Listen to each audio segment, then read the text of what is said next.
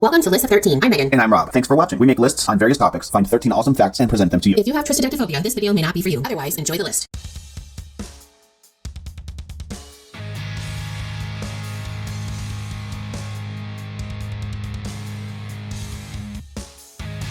Alice in Chains, also known as AIC, is a Seattle, Washington-based American rock band that formed in 1987. Since 2006, the band's lineup has included vocalist, guitarist Jerry Cantrell, and William Duvall, bassist Mike Inez, and drummer Sean Kinney. Former members of the band include vocalist Lane Staley and bassist Mike Starr, who died in 2002 and 2011 respectively. Today we bring you 13 facts about Alice in Chains you probably didn't know. Number 1. Before Alice in Chains, guitarist Jerry Cantrell and singer-songwriter Lane Staley were members of the band 40 Years of Hate. Number 2. Lithium, a SiriusXM channel dedicated to alternative and grunge music from the 1990s, is named after a Nirvana song, Lithium. However, many of the original concepts for the channel's name were related to Alice in Chains. I like that station. Me too, but it probably wouldn't have the same ring if it were named like Man in a Box. Right. Rooster might have worked, though.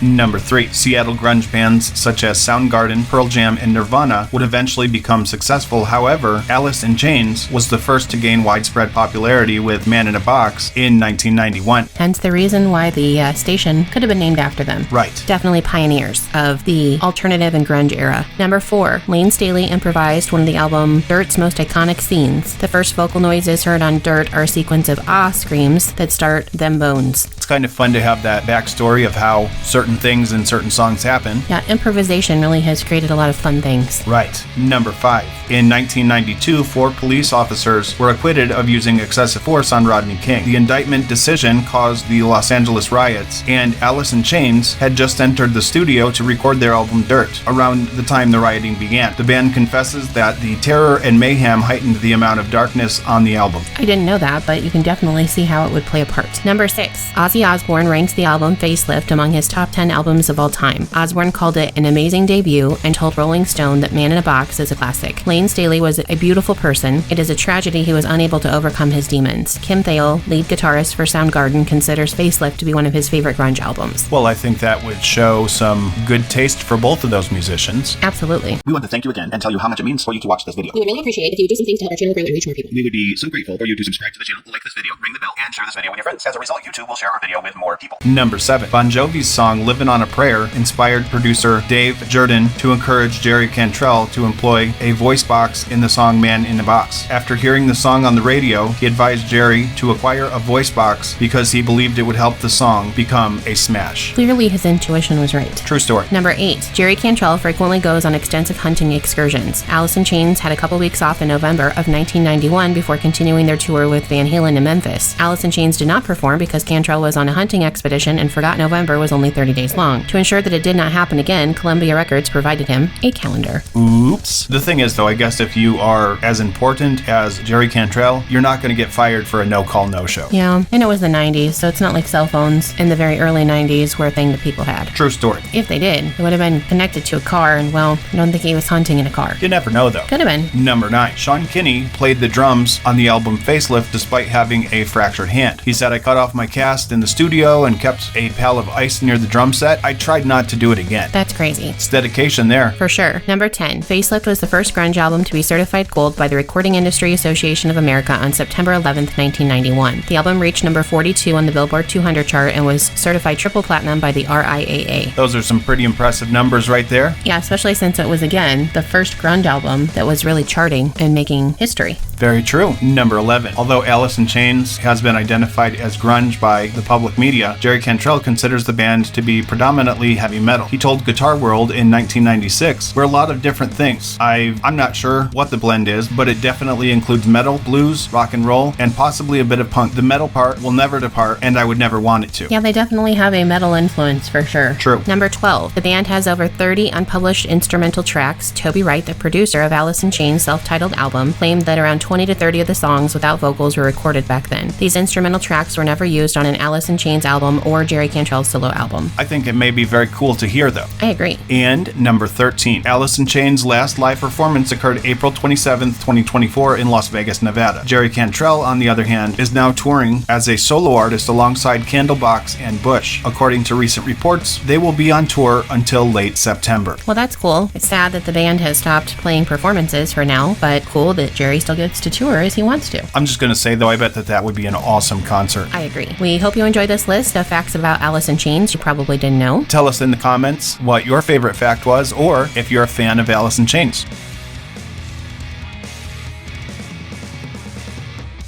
Thanks again for watching. If you have an idea for a new video, tell us in the comments. We'll mention you if we do it. We hope you have an awesome day. And please be kind to each other.